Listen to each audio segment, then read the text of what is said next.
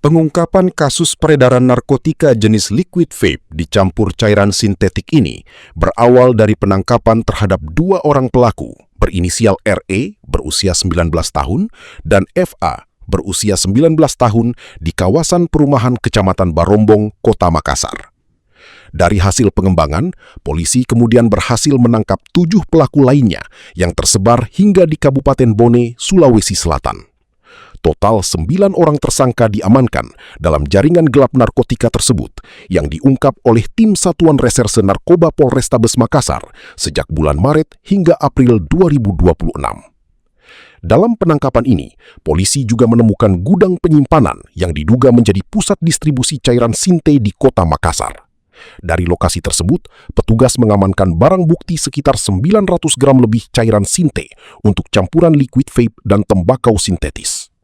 Para pelaku diketahui memproduksi sendiri cairan sinte dengan membeli bibit secara daring dari negara Cina, kemudian mencampurnya dengan bahan lain seperti alkohol. Cairan ini selanjutnya dikemas dalam botol kecil untuk diperjualbelikan. Kasat Reserse Narkoba Polrestabes Makassar, AKBP Lulik Febiantara, pada Selasa siang mengatakan, para pelaku memanfaatkan media sosial seperti WhatsApp dan Instagram dengan sistem tempel tanpa tatap muka dalam pemasarannya.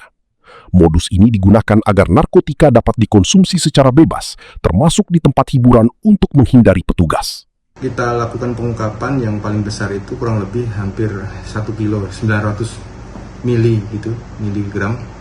Itu mulai dari penggunanya, kemudian kita kembangkan kepada atasnya yaitu kurirnya, sehingga kita menemukan salah satu gudangnya yang terbesar di Kota Makassar, sehingga ada total itu kemarin hampir 1 kilo, 900 gram sekian.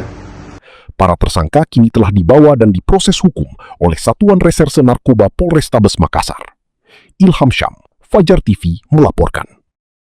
Terima kasih telah menonton. Jangan lupa subscribe, like, comment, and share. Saksikan terus informasi terbaru dengan menekan tombol lonceng hanya di channel Fajar TV.